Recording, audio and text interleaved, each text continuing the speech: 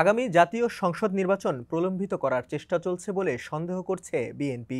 গণপরিষদ নির্বাচন, নতুন সংবিধান ও সেকেন্ড রিপাবলিক ও জুলাই ঘোষণাপত্র ঘিরে সময় ক্ষেপণের আয়োজন করা হচ্ছে বলেও মনে করে দলটি।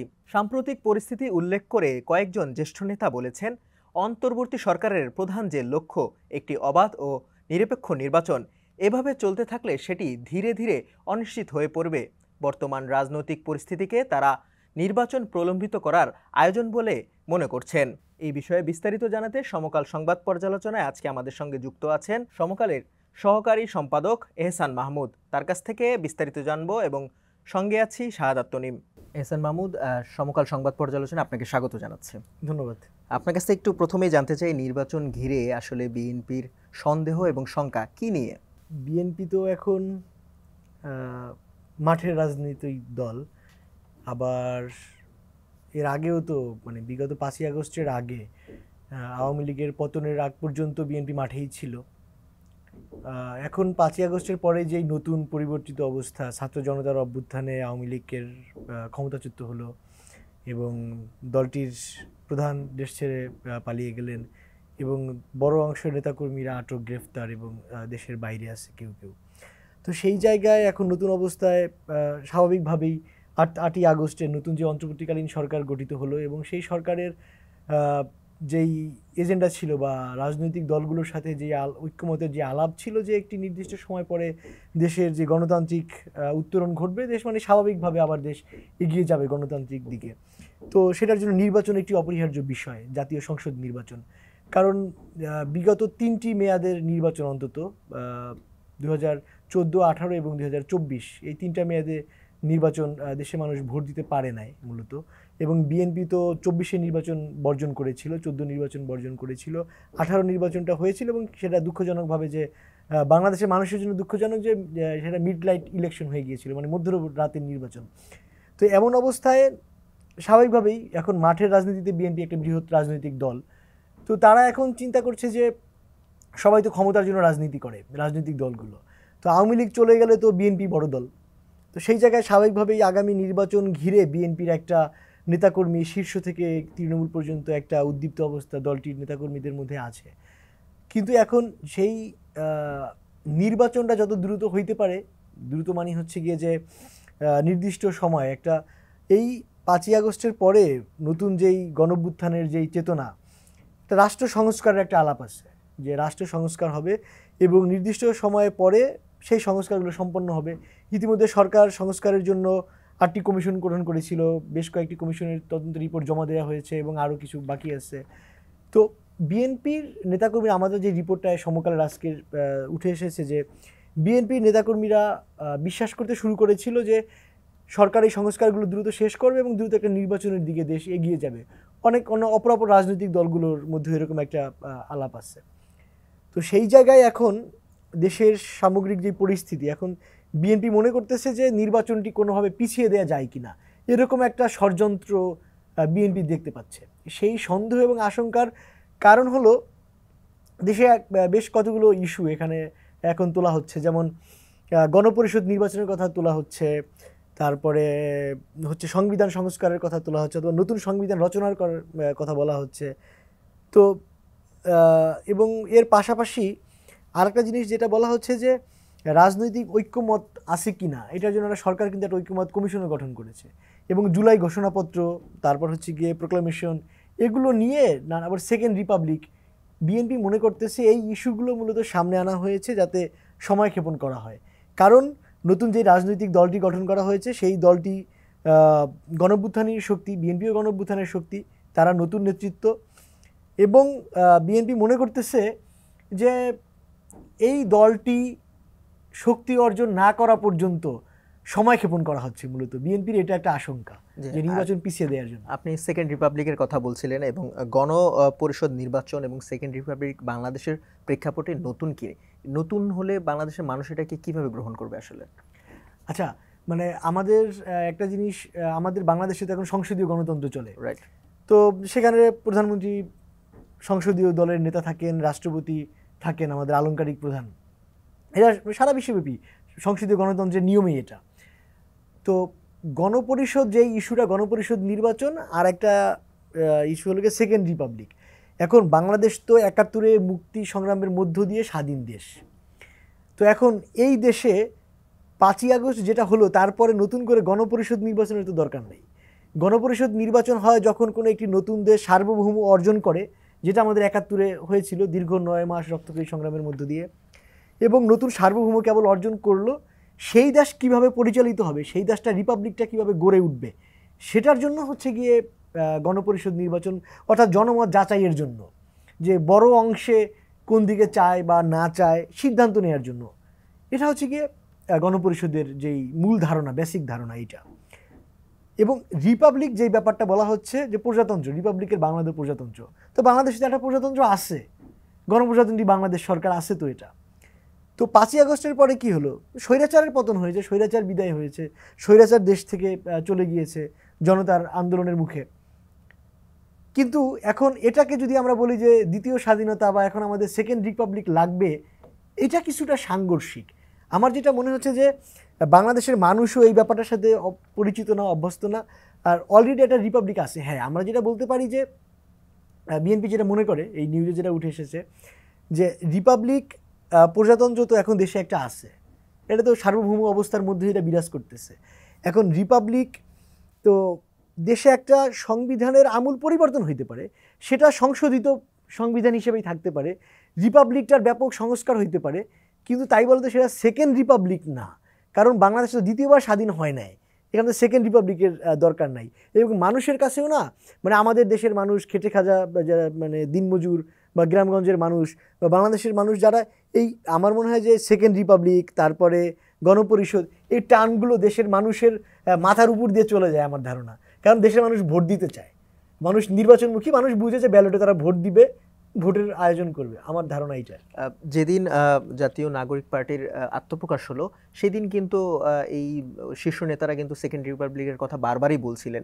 সেখান থেকে কি এই বিষয়টা আসছে, নাকি এর আগেও অভ্যুত্থানের পরপরই কি এই বিষয়গুলো নিয়ে আরও আপনারা বিস্তারিত জেনেছেন অন্যান্য রাজনৈতিক দল কাছ থেকে?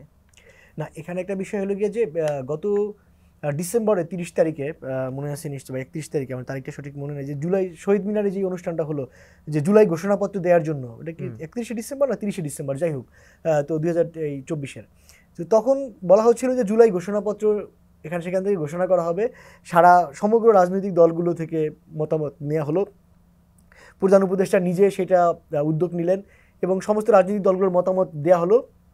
পরে আমরা দেখলাম যে বিভিন্ন রাজনৈতিক দলের আপত্তির মুখে সেটা থেকে সরকার সরে গেছে, এবং সরকার সরে আসার পরে যেই নতুন রাজনৈতিক দল জাতীয় নাগরিক পার্টি যেটা গঠিত হলো, কিন্তু এটার আগে যেটা ছিল জাতীয় নাগরিক কমিটি এবং বৈষম্য বিরোধী ছাত্র আন্দোলন, তো এই দুইটার ব্যানারে, এই যে দুইটার সম্মিলিত রূপ থেকে তো এখানে এই পার্টিটা গঠন করা হয়েছে।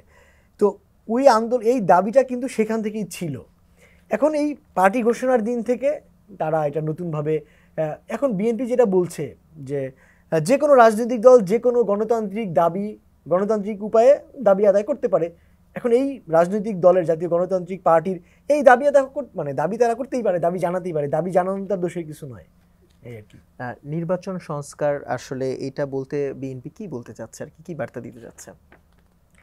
আচ্ছা, মানে আমাদের দেশে নির্বাচনকালীন একটা রেওয়াজ আছে, এবং নির্বাচন সংস্কার বলতে যেমন নির্বাচনের সময় যেটা হয়, মানে নির্বাচন কমিশনের হাতে সমস্ত ক্ষমতা দেয়া থাকে, ইসি তখন মানে হচ্ছে গিয়ে, তখন ইসির কাজ কি দাঁড়ায়, দেশে আইন শৃঙ্খলা রক্ষা থেকে শুরু করে যারা নির্বাচন পরিচালনা করে তৃণমূলে, যেমন উপজেলা নির্বাহী কর্মকর্তা, জেলা প্রশাসক, যারা পরবর্তীতে রিটার্নিং কর্মকর্তা হিসেবে দায়িত্ব পালন করবেন, এদেরকে নিয়ন্ত্রণ করা, তদারকি করার যেই পাওয়ারটা, এক্সিকিউটিভ পাওয়ারটা তখন ইলেকশন কমিশনের কাছে তখন থাকে। তো নির্বাচন কমিশন সংস্কার বলতে বিএনপি যেটা এখন বোঝাচ্ছে, আমাদের নিউজে যেটা উঠে এসেছে, সেটা হলো যে নির্বাচনকালীন যেই সমস্যাগুলো দেশে থাকে, যেমন দেশে প্রচুর অবৈধ অস্ত্র আছে, অবৈধ অস্ত্র ফিরিয়ে নেওয়া, অবৈধ অস্ত্র জমা নেওয়া, এবং লেভেল প্লেইং ফিল্ড বজায় রাখা, নির্বাচনে যেই দলগুলো, রাজনৈতিক দলগুলো অংশগ্রহণ করবে সকল দলের জন্য সমান প্রচারণার সুযোগ সুবিধা নিশ্চিত করা, এবং নির্বাচনটা সাধারণ মানুষ ভোট কেন্দ্রে গিয়ে যাতে নিরাপদে অবাধ নিজের ভোটটা নিজের পছন্দ মতো দিতে পারে, এই ব্যবস্থাটা যাতে নিশ্চিত করা। এর বাইরে বিগত 3 আমল যেহেতু নির্বাচন দিতে পারে, মানুষ ভোট দিতে পারে নাই, সো দিনের ভোটটা যাতে দিনেই হয় কিংবা আগের রাতে বা মধ্যরাতে যাতে না হয়, আবার ভোট কেন্দ্র দখল যাতে না হয়, আবার ইভিএমে যে কারচুপি হয় আমরা দেখেছি বিভিন্ন জায়গায়, ব্যালট পেপারে ভোটের ফলাফল বদলে যায়, এমন ঘটনা যাতে না ঘটে, এবং সর্বোপরি দলীয় প্রভাব মুক্ত হয়ে, মানে যে কোনো রাজনৈতিক দলের প্রভাব মুক্ত হয়ে যাতে ইলেকশন কমিশন যাতে নির্বাচন পরিচালনা করতে পারে, সেইটার একটা রূপরেখা এই সরকার দ্রুত করা উচিত। ইলেকশন কমিশনের সেটা করা উচিত। আগামী জাতীয় নির্বাচনে নতুন যে রাজনৈতিক দলগুলো আছে সেগুলো এই নির্বাচনটাকে পেছানোর জন্য কোনো টালবাহানা কি করছে বলে মনে করেন কিনা? আপনার মতামত কি? আচ্ছা, আমি যদি বলি যে নতুন রাজনৈতিক দল যারা করে উঠেছে, ঘোষণা করা হয়েছে জাতীয় নাগরিক পার্টি, এখানকার এই দলের যারা আহ্বায়ক, যুগ্ম আহ্বায়ক থেকে শুরু করে, এবং এই দলের আমাদের সমসাময়িক বয়সের, আমাদের খুব কাছাকাছি আন্দোলন সংগ্রামের সময়, মানে আমি বিশেষ করে সংবাদকর্মী হিসেবে তাদের আমরা কাছাকাছি ছিলাম, তো ব্যক্তিগত সম্পর্কের কথা আমরা যদি দূরেও রাখি এখন সংবাদের নিরপেক্ষতার ভাষ্যে, কিন্তু এরা সবাই গণতান্ত্রিক, আমি এতে আমার কোনো সন্দেহ নেই। এরাও তো গণতন্ত্রের জন্য, দেশে ভোটাধিকারের জন্য, দেশের মানুষের নিরাপদ বাংলাদেশকে একটা স্বৈরাচার ফ্যাসিস্ট মুক্ত করার জন্য এদের জীবন মাঝি রেখে এরা সবাই যুদ্ধ করেছে, এবং তারা একটি রাজনৈতিক পার্টি তারা ঘোষণা দিয়েছে গণতান্ত্রিক উপায়ে, সেটা হচ্ছে। এখন এই দলটি চাইলেই অপরাপর রাজনৈতিক দল বাংলাদেশের দ্রুতই রাতারাতি সেই রাজনৈতিক দলগুলোর মতো সক্ষমতা অর্জন করতে পারবে না, এটা খুবই সহজ ঘটনা। এখন সেই জায়গায় এই দলের বিরুদ্ধে যে অভিযোগ আছে, এই দলটি কিংস পার্টি কিনা, এই দলটি রাষ্ট্রের প্রচ্ছন্ন ছায়ায় নির্বাচনকে প্রভাবিত করতে পারবে কিনা, এরকম নানা অভিযোগ নানা জায়গা থেকে বলছে। কিন্তু আমার এখন পর্যন্ত আস্থা আছে যে এই দলটি নির্বাচন পেছাতে চাইবে না। কারণ হচ্ছে তারা তো গণতন্ত্রকামী, তারা তো গণতন্ত্রে বিশ্বাস করে এবং তারা মানুষের ভোটাধিকারেও বিশ্বাস করে। এখন তারা তাদের যে গণতান্ত্রিক, তাদের যেই জুলাই স্পিরিট, যে চেতনার কথা যদি বলি, সেক্ষেত্রে আমার ধারণা, আমার বিশ্বাস যে তারা মানুষের ভোটাধিকার যদি মানুষের কাছে তারা ফিরিয়ে দিতে চায়, এবং একটি অনির্বাচিত সরকার, যেটি এখন মানে অন্তর্বর্তীকালীন সরকার যার দ্বারা এখন পরিচালিত হচ্ছে, দেশের আইন শৃঙ্খলার অবস্থা খুবই খারাপ, বিশেষ করে নারীর প্রতি যেই সহিংস ঘটনা, তারপরে হচ্ছে আইন শৃঙ্খলা পরিস্থিতি, দেশে গণতন্ত্র প্রায় মানে হুমকির মুখে, এখন মানে মবতন্ত্র চালু হয়েছে দেশে, একটি মবের কালচার চলে হয়েছে, মানে দেখতে পাচ্ছি আমরা।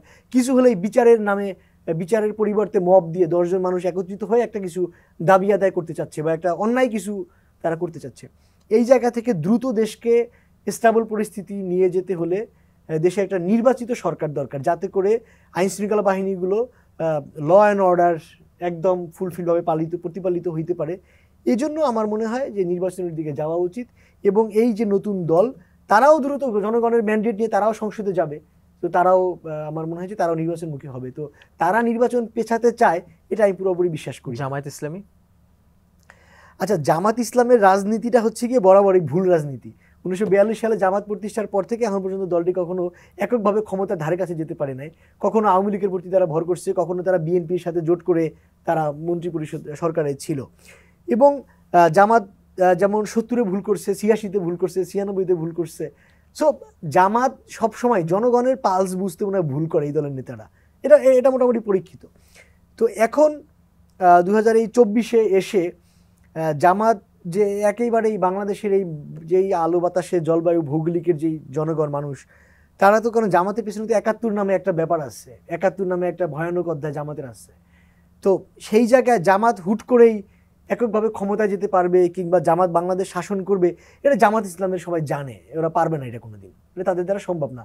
এখন জামাতের এই টালবাহানাটা থাকতে পারে যে কোনোভাবে নির্বাচনকে যদি পিছিয়ে দেওয়া যায়, কালক্ষেপণ করা যায়, এবং দলটির নেতাকর্মীদের কথা শুনে এটা মনে হয়, এই সন্দেহটা অমূলক নয়।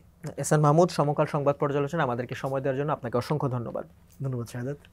এই ছিল দর্শক আজকের সমকাল সংবাদ পর্যালোচনা। অন্য কোনো দিন অন্য কোনো বিষয় নিয়ে আমরা আবারও হাজির হব। ততক্ষণ পর্যন্ত সমকালের সঙ্গে থাকুন এবং দেশ বিদেশের সর্বশেষ সংবাদগুলো সবার আগে জানতে www.সমকাল.com-এ চোখ রাখুন।